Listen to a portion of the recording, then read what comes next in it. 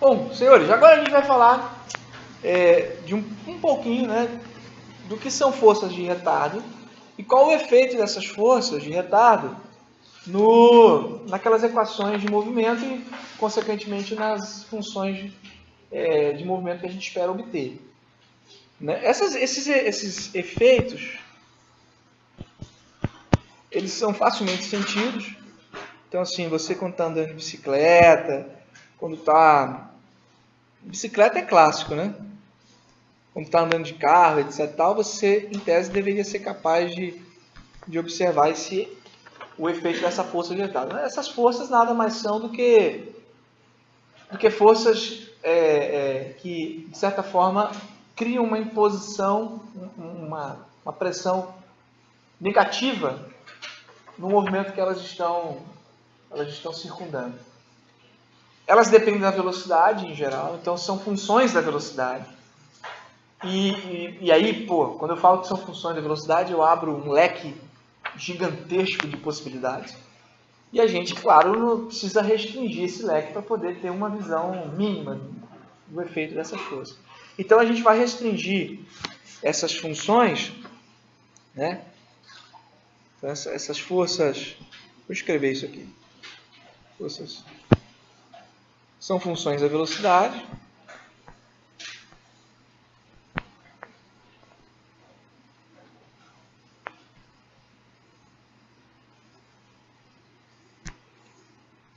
E por isso elas podem ser qualquer uma. Geralmente são muito complicadas, não são funções simples. São funções bem assim, pitorescas. Só que a gente vai focar... A gente vai focar numa aproximação, né? Numa aproximação, porque não é... Em geral não é bem assim. Uma aproximação dada por uma lei de potências.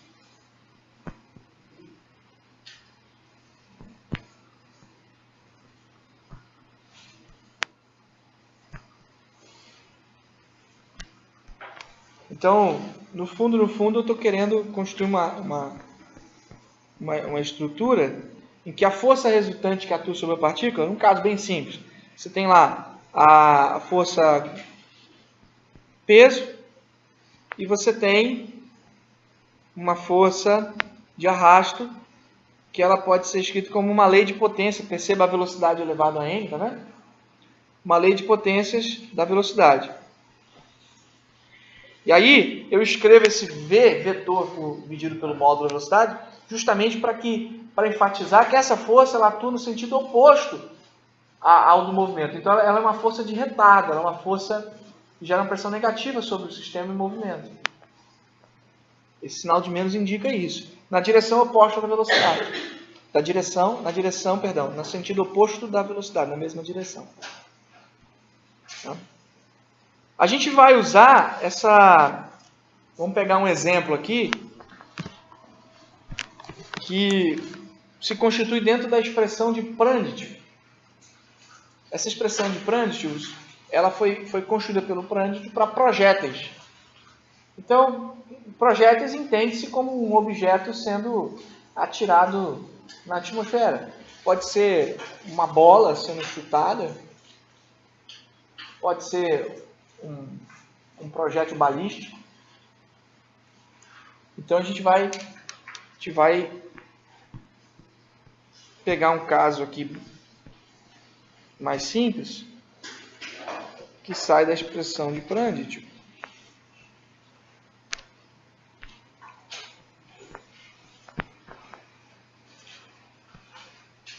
Para projéteis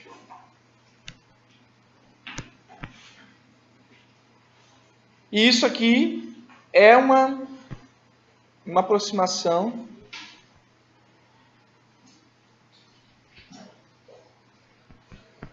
por lei de potência.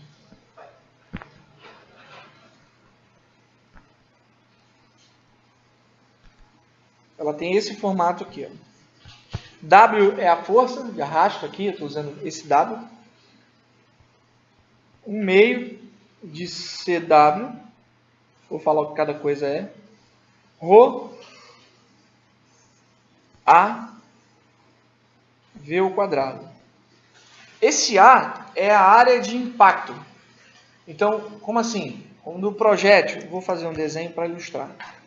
Você tem aqui uma bolinha de metal lançada na atmosfera com uma velocidade V. A gente vai perceber que a área de impacto é essa região aqui, ó. Vendo? Que abre espaço em meio ao fluido. É metade do hemisfério. É metade da área superficial. É a área de um dos hemisférios. Nessa figura, nesse objeto. Né? Esse seria, não vou dizer a casca, mas a área superficial. E aí é ela que está abrindo aqui espaço em meio ao fluido. Né? O fluido viscoso, ele está nessa região aqui.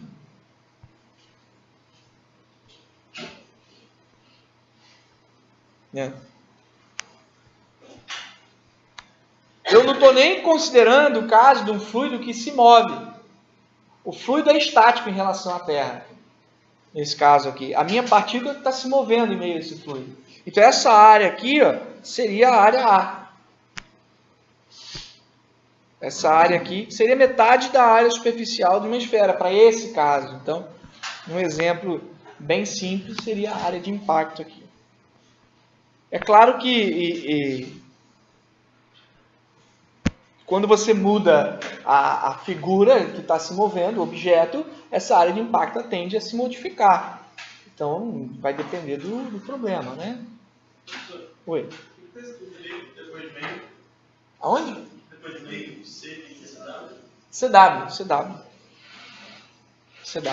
Esse CW que você está tocando, ele é um coeficiente de viscosidade do meio.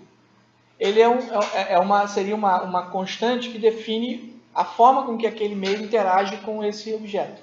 Isso vai variar de meio para meio. E aí, por exemplo, no ar eu teria um CW, dentro da água outro, num óleo eu teria outro. Então seria um coeficiente que determinaria para mim o quão viscoso aquele meio é para o movimento dessa partícula, desse objeto. Então esse CW ele tem a ver com a viscosidade do meio. Esse ρ tem a ver com a densidade do meio. Esse ρ tem a ver com a densidade do meio. Então, se for água, óleo, essas coisas, a densidade muda. Isso também vai influenciar na forma com que você interage com o fluido e o objeto. Ok. Vamos pegar aqui o exemplo 2.4 do nosso livro. Texto, Merrill, né? Esse exemplo 2.4, vou resumir, não vou ler ele todo. Ele basicamente se consolida como a descrição do movimento de um projétil. Você tem aqui um projétil, um objeto se movendo com uma velocidade V0 na direção X. Essa direção X é paralela ao solo. E atuando sobre esse objeto, você tem única e exclusivamente a força peso e a força de retardo.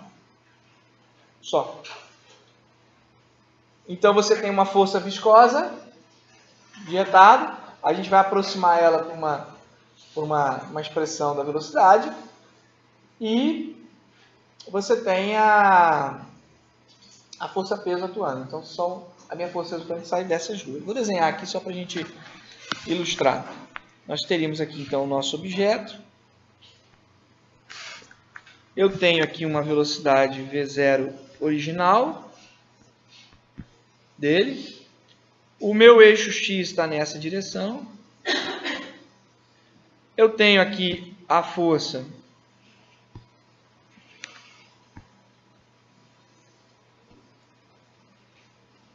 peso e tenho aqui a força de retardo. Vou chamar de FV, força viscosa, atuando sobre o objeto. Essa força viscosa, o exemplo propõe que ela tenha essa forma aqui. Ó. Ela vai ter FV igual a menos KMV. Então, não é a expressão de Prandtl. É um exemplo mais simplificado. Só para a gente ilustrar no primeiro momento. Né? E, bom, a minha velocidade V0, ela é um x0 ponto I mais um y0 ponto J, e o V vai ser justamente a evolução temporal disso. Oi. Esse M aí é só para facilitar as contas, não necessariamente... Qual M? O M da força de etário. É a massa. Sim, mas não necessariamente ela vai interferir na força de etário. Não, ela não interfere. Ela está aqui por conta do... É para facilitar as contas, porque aí você vai ter o M em todos os termos da equação, você vai poder eliminar. De outra forma, eu jogaria o M para o outro lado e ele ficaria dividindo a força de retardo, eu englobaria ele numa constante qualquer. Assim como o K, ele está englobando todas as constantes possíveis aqui dentro. A questão da área de impacto, por exemplo, que faria diferença, viscosidade, etc. e tal, densidade, está tudo ali dentro do K. Eu poderia inserir dentro do K também o M. E aí, na hora que cortasse, ficaria fácil. Então, também, isso aí, de fato, ele não influencia. O M não está influenciando em nada. Só se, por exemplo, se ele variasse, aí eu poderia questionar o que a variação do M poderia implicar. Aí eu teria uma outra expressão para força de retardo que seria diferente. Você imagina como são aquelas equações de movimento. Você vai ver que essa equação aqui já vai ficar um pouquinho diferente. Como é que são as equações de movimento para você lançar um satélite no espaço? Aqueles caras da NASA fazem contas absurdas. E aí, olha que interessante. Os engenheiros são melhores para isso do que nós físicos. Né? Então, assim, é muito comum essa parte de cálculos mais elaborados ficar a cargo de engenheiros da NASA e não dos físicos dela. Não quer dizer que o físico não possa também trabalhar nesse contexto, mas é uma coisa que, em geral, os engenheiros estão muito mais preparados para lidar. As nossas equações de movimento, já vou adiantar porque são bem simples, você só tem duas forças, então a equação de movimento seria essa aqui, mx2 ponto menos kmx ponto e my2 ponto menos mg, que é a força-peso, menos kmy, que é a parte da força de retardo que tem a ver com y ponto. Né? Então, no fundo, o que a gente está escrevendo é isso aqui. Ó. A gente está escrevendo que mv ponto, que é a segunda lei de Newton, né? M vezes A, é igual a mgj menos kmv. Então, como eu desdobro o v em x ponto e y ponto, eu consigo ter o termo da força de retardo atuando nas duas direções do movimento. Agora, eu preciso solucionar. Observe que aqui eu não tenho uma equação diferencial de segunda ordem simples, eu tenho uma equação de segunda ordem que tem o x ponto na jogada. Mas ainda assim não é nada muito complicado de resolver, eu consigo resolver isso aqui usando as integrais inversas. E não seria nada muito complicado. Vamos começar por x. Então, em x nós teríamos... o m já pode ser eliminado, né? A gente pode observar aqui que aqui o m é aquela questão que você levantou. O m pode ser eliminado, né? Por isso que a gente colocou o m por isso que o exemplo colocou o m na força de retardo. E aí nós teríamos aqui o x2 pontos igual a menos kx ponto. E aí o x2 pontos é dx ponto. É dx ponto. E aí eu posso passar o dt para o outro lado. Perceba que o x ponto vai ter que vir para a esquerda. E aí nós vamos ficar com dx ponto e x ponto menos k dt. E aí vamos fazer essa integral, né, de x 0 ponto até x ponto, de 0 até t. Essa integral vai dar um logaritmo dependendo de x, variando de x0 até x ponto, e do outro lado eu teria menos kt. Então essa integral de dx ponto x ponto é uma integral tabelada, a gente já conhece ela. Pode falar. Tudo bem? E aí, escrevendo exponencialmente, nós teríamos o x ponto, né? O x ponto seria x0 ponto e elevado a menos kt. Então perceba que a velocidade na direção x ela está caindo exponencialmente, e a constante que define essa queda exponencial é justamente a constante que vem do termo da força de retardo. Ela está aqui dentro. A massa também está aqui dentro, porque a gente colocou a massa kmv, né? Então, para colocar kmv é porque tinha um m dentro do k, para cortar e ficar kv só. Então, dentro desse k tem um m, mas o m não é o fator determinante, né? Aqui, agora em y, nós teríamos a integral de dy ponto, já estou adiantando aqui, porque não é uma coisa tão complicada, menos a integral de g dt, menos ky ponto dt, aqui é integral, tá vendo? Aí, como é que vai ser a brincadeira aqui? Esse tipo de conta, se você observar, eu preciso jogar o y aqui para um lado, para o outro, etc. Tal. Olha como é que vai ficar.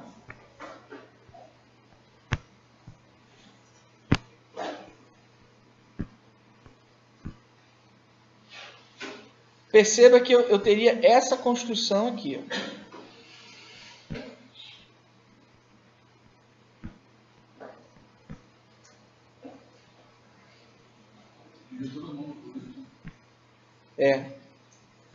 Isso aí. E olha que interessante que ficou, né? Cada termo aqui isolado, né? Tem uma integral aqui de y ponto, eu tenho uma integral aqui que o y ponto está dentro. O y ponto ele varia com o tempo, então eu vou ter um problema para fazer isso aqui, tá vendo? Olha os problemas que começam a aparecer. Aqui eu também vou ter um... Aqui não, aqui vai ser tranquilo. Isso aqui, se eu tentar resolver com a nossa técnica de integral inversa, eu vou ter um trabalho. Não é o caminho a se fazer. Então a melhor forma de fazer isso aqui, ou é você pegando a equação diferencial, porque aí sim, olha só, perceba, essa equação diferencial aqui, tá aqui, ó, desculpa, essa equação diferencial aqui, é uma equação diferencial que é fácil de ser resolvida usando aquela técnica que você converte ela numa equação de segundo grau, digamos assim. Entendeu? Então, dá para fazer. Por outro lado, se a gente for tentar fazer naquele caminho, eu vou ter problemas. Aqui eu começo a mostrar para vocês, o próprio exemplo não resolve essa parte, porque ele não está querendo chamar a atenção para o cálculo que você vai ter que impor na resolução desse problema. Ele não está... Aqui o foco desse exemplo não é discutir como resolver isso aqui. O foco é mostrar para você que alguns exemplos você só vai resolver se você tiver uma visão mais técnica da aplicação das leis de Newton e utilizar essa construção das equações de movimento. E uma vez construídas as equações de movimento, elas não necessariamente vão ser equações simplesmente solucionadas. Então eu vou ter, por exemplo, que me valer das técnicas que a gente viu lá em equações diferenciais.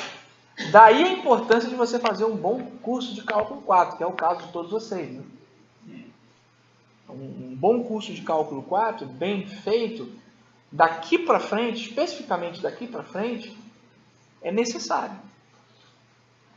Porque o primeiro exemplo que a gente fez na aula anterior é um exemplozinho de matar formiga com canhão. Então, tipo assim, não precisava daquilo.